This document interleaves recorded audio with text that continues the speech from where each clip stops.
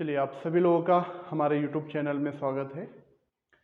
आज का हमारा टॉपिक है स्थल समीर और समुद्री Sameer, sea breeze and land breeze. तो सबसे पहले हम समझ लेते हैं कि स्थल समीर क्या होती हैं और समुद्री समीर क्या होती हैं। समीर मतलब वायु, पवने, इनको ही हम समीर कहते हैं। जब ये वायु स्थल से महासागर की ओर चलती है तो इसको हम स्थल समीर कह देते हैं, और जब यही वायु महासागर से स्थल की ओर चल देती है तो इसे ही हम समुद्री समीर कहते हैं। तो जहाँ से इनका ओरिजिन होता है उसी आधार पर इनका नामकरण किया जाता है। तो इस चीज़ को आप याद रखिए। अब देखें इसमें होता क्या है। सबसे पहले हम बात कर लेते हैं सागर समीर की। ये जो डायग्राम बना हुआ है ये सागर समीर का है। दिन के समय क्या स्थिति होगी आपको पता होना चाहिए। हमेशा ये जो वायु चलती है, जो समीर चलती है, ये स्थल और जल के गर्म और ठंडे होने की दर में अंतर के कारण चलती है। स्थल और जल के गर्म होने के अंतर के कारण स्थल समीर और सागरी समीर चलती हैं।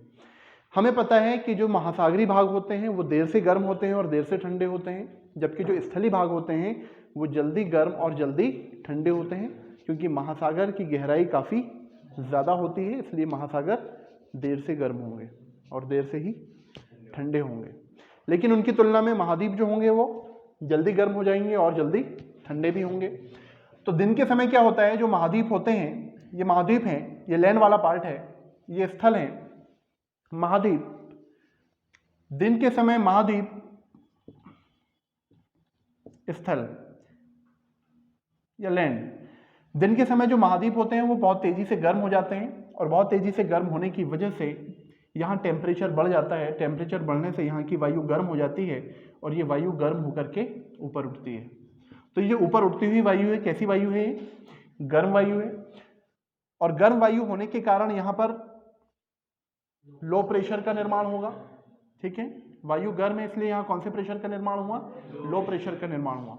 अब यहाँ की वायु गर्म होकर के ऊपर उठ गई स्थल की, जिसकी वजह से यहाँ पर स्पेस बना। अब इस स्पेस को भरने के लिए जहाँ ठंडे क्षेत्र की जो वायु होगी वो इस दिशा में आगे बढ़ेगी। तो स्थल की तुलना में जो महासागर होंगे वो देर से गर्म होंगे दिन के समय। देर से गर्म होने की वजह से स्थल की तुलना में महासागरों में या उससे तटीय झील में जल वाला जो भी भाग होगा वहां पर हाई प्रेशर का निर्माण होगा, उच्च दाब का निर्माण होगा। मतलब यहाँ की वायु ठंडी होगी। अब ये ठंडी वायु गर्म वाले क्षेत्र में तेजी से आगे बढ़ेगी। मतलब हमेशा पौने जो चलती हैं, वायु जो चलती है कहाँ से कहाँ चलती है, हाई प्रेशर से लो प्रेशर की ओर चलती है। क्लियर है। तो हाई प्रेशर से लो प्रेशर की ओर ये पौने चलने लगी, और ये हाई प्रेशर से लो प्रेशर की ओर जो पौने चल रही हैं, यही जो यहाँ की जो गर्म वायु ऊपर उठी थी वो वायु फिर यहाँ स्पेस बना, तो इस वायु को भरने के लिए फिर ऊपर की जो ठंडी वायु है वो यहाँ पर नीचे उतरती है। ये चीज समझ में आई आपको। तो इसमें हो क्या रहा है सागर समीर में, सागर समीर में यह हो रहा है कि सागर समीर की जो स्थिति बनेगी वो हमेशा कब बनेगी, दिन के समय बनेगी। सागर समीर कब चलेगी, दिन में चलेगी। सागर समीर में वायु कहां से कहां चलेगी, तो सागर समीर में हमेशा पौने जो हैं वो कहां से कहां चलती हैं, सागर से स्थल की ओर चलती हैं। मैंने आपको बोला जहां से इनका ओरिजिन होता है उसी आधार पे इसको आप याद रखें। तो हमेशा सागर से स्थल की ओर पौने चलेंगी सागर समीर में, सी ब्रीज में। ये बात समझ में आई। जब सागर से स्थल की ओर पौने चलती हैं तो ये पौने जैसे ही सागर से स्थल की ओर आती हैं, चूंकि ये ठंडी पौने हैं, इनमें आर्द्रता भरपूर होती है, जिसकी वजह से ये तटवर्ती क्षेत्र में काफी वर्षा कराती हैं। और तटीय क्षेत्र के लगभग 80 किलोमीटर तक ये अंदर, तटीय क्षेत्र में 80 किलोमीटर तक ये प्रवेश कर जाती हैं। तो याद रहेगा ये फैक्ट आपको।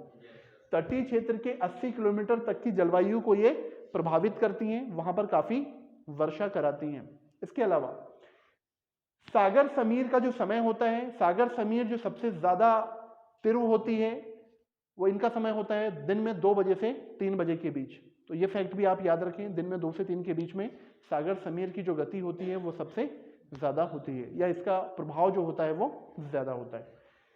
इसके अलावा एक और तथ्य आप याद रखें सागर समीर में, कि सागर समीर का जो प्रभाव हमको देखने को मिलेगा अक्षांशीय आधार पर अगर हम देखें तो दोनों ही गोलार्ध में 50 डिग्री अक्षांश तक इनका इंपैक्ट आपको ज्यादा देखने को मिलता है। क्लियर है। तो ये सारे फैक्ट आपको समझ में आ गए। चलिए तो एक बार और इसको देख लें। तो सागर समीर जिसमें समीर का ओरिजिन जो होगा वो कहाँ से होगा, समीर से, सागर से होगा।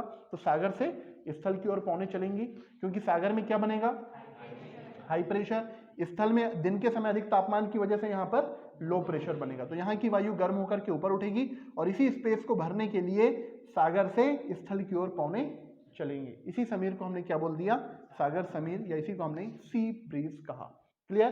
तो जो सागर समीर होती है वो स्थलीय या तटीय क्षेत्र की क्लाइमेट को या वहाँ के एनवायरनमेंट को काफी हद तक प्रभावित करती है। क्लियर है। चलिए, अब ये जो दूसरा डायग्राम बना है ये बना हुआ है स्थल समीर का, लैंड ब्रीज का।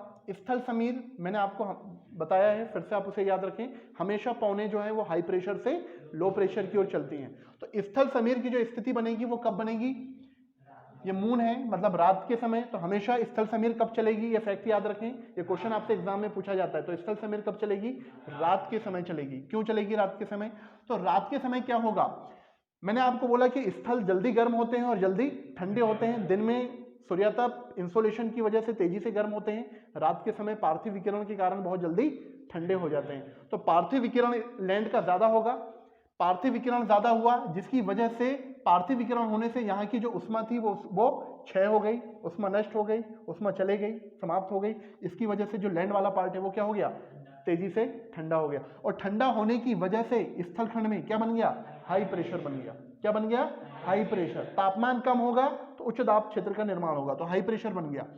जबकि उसकी तुलना में जो महासागर होंगे, महासागर देर से गर्म होते हैं और देर से ठंडे होते हैं, जिसकी वजह से क्या होगा, महासागर स्थल की तुलना में महासागरीय तापमान ज्यादा होगा। तो महासागर में जब तापमान ज्यादा होगा तो महासागर में क्या बन गया, महासागर में बन गया लो प्रेशर। तो लो प्रेशर बनेगा तो क्या होगा, लो प्रेशर बनेगा, यहाँ तापमान ज्यादा होगा महासागर में, तो महासागरीय तापमान ज्यादा होने की वजह से यहाँ की वायु गर्म होकर के ऊपर उठेगी। तो ये देखिए, ये जो वायु है, ये एरो बना हुआ है, ये वायु गर्म होकर के ऊपर उठ रही है। अब ये महासागरीय वायु जब गर्म होकर के ऊपर उठेगी तो यहाँ पर स्पेस बनेगा, रिक्त स्थान होगा। तो इस रिक्त स्थान को भरने के लिए पौने कहां से कहां चलेंगी, हाई प्रेशर से लो प्रेशर की ओर चलेंगी। तो हाई प्रेशर से लो प्रेशर, तो हाई प्रेशर कहां बन रहा था, यहां पर स्थल में, लैंड वाले पार्ट में, और महासागरों में क्या बना है, लो प्रेशर। तो कहां से कहां पौने चल रही हैं, स्थल से सागर की ओर पौने चल रही हैं, स्थल से सागर की ओर पौने चल रही हैं। तो स्थल समीर में पौने कहां से कहां चलती हैं, स्थल से सागर की ओर चलती हैं। तो याद रखें, स्थल समीर, तो पवन का ओरिजिन भी कहां से होगा, स्थल से होगा, लैंड से होगा। आ गई बात समझ में। इसी को स्थल समीर या इसी को हम क्या कहते हैं, लैंड ब्रीज कहते हैं। क्लियर हुई ये चीज आपको। चलिए, तो हमेशा स्थल समीर की जो स्थिति होगी वो रात के समय होगी, और इसमें जो वायु चलती है वो स्थल से महासागर की ओर, जल की ओर, सागर की ओर, झील की ओर, या जो भी तटवर्ती क्षेत्र में जो भी जलीय भाग होगा उस दिशा में पवनों का गमन होगा। क्लियर है। तो मुझे लगता है आपको ये वीडियो समझ में आया होगा। चलिए, तो आज के लिए इतना ही, मिलते हैं फिर और किसी वीडियो के साथ। Thank you.